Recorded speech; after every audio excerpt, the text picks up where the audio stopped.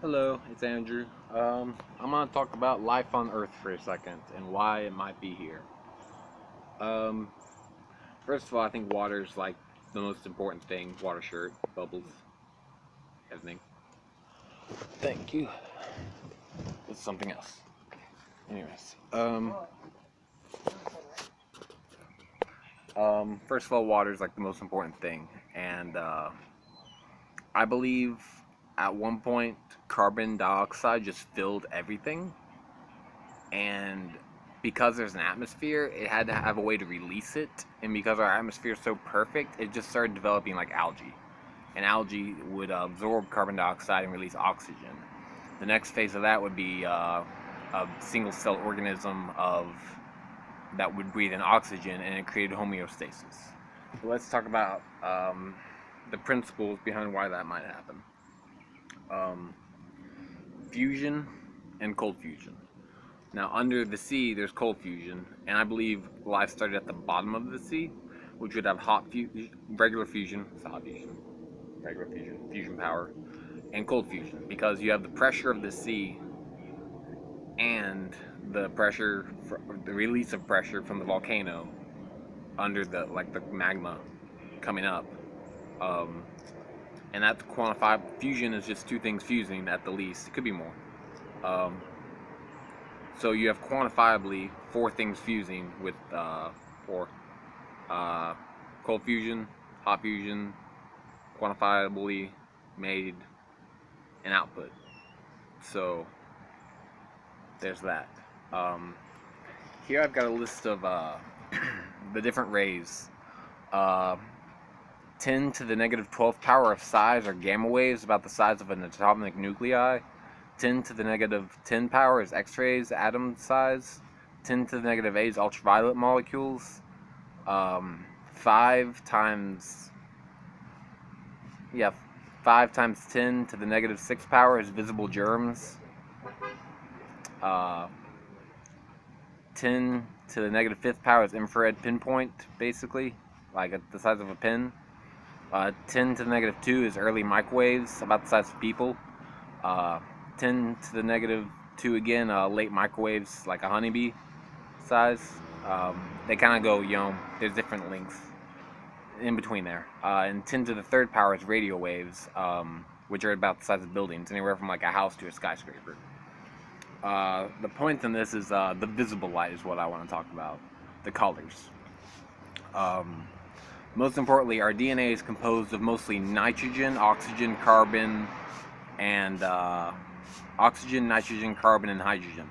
Also sometimes sulfur, but we won't get into that right now. When things are green, blue, yellow, or red, they're releasing these things. The building blocks of our amino acids are DNA. And because the Earth is just filled with green and blue, and the sun's emitting yellow,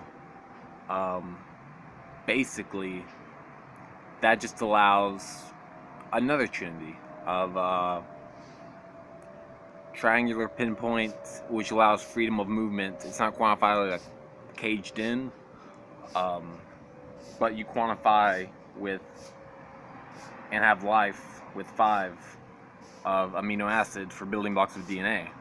So, I mean, we may not be like alive, like, like what we think. It could just be a natural reaction of, the Earth reaching homeostasis, and we're just tearing it apart with construction and building. I'm not against that. I'm just saying, like, that's kind of what we're doing, pulling minerals out. So, we could be our own doom, so to speak. But the point is, I got, lists of basically the times, the frequencies. Atomic hydrogen is 100 UV at nanometers. 100 nanometers is a UV. It's partly visible. 350 to 650 nanometers. 490 is the highest absorption. Nitrogen 390 to 480 nanometers. Oxygen 555 nanometers. Carbon most activity 387 to 388 nanometers. Lowest at 386. It's very because carbon's like Earth, it's very sensitive and has those boiling point, solidity state, and freezing state. The point is, is that, it could just be a giant reaction of fusion and then release of particles, which get released at certain light frequencies. Because I guess that's the frequency hitting them. So with the photoelectric effect, that's what it also be giving off. So that's the electron frequency it's giving off, and that's the creates a reaction with positrons, neutrinos, neutrons, protons, electrons, whatever kind of ray comes out, and that'll force out that element. And those are the building blocks of our life. So Earth just happened to be in that place where we have blue and green and yellow, which emit these amino acid blocks, and that's what our DNA conformed to. So maybe it's special, but maybe it's not as special as like we think. Maybe it's just, like the Earth is just using what it's got, and as we pump more fumes into the there's 1 in 100 mutations are active in the body. So like your body will cancel out with DNA. It's not splicing, it's something else. But there's 1 in 100 mutations, and your body should get about 100 mutations in your life. And as we pump more things into the atmosphere, I feel like more mutations will happen and it'll be more drastic. So again, I think it's just going to use whatever it is that exists already. So that's what I want to talk about today. Hopefully this helps somebody. Why there's possibly life on Earth. Water, fusion, emission of amino acid building blocks, which are just happen to be the ones that we use. Maybe that's what life needs. Carbon, oxygen, hydrogen, nitrogen, and sulfur. Sulfur's mostly for the baby stage, though, I think. Like the forming of an egg, like, sulfate or something. I don't know. Anyways, that's all I have. Thank you. Bye.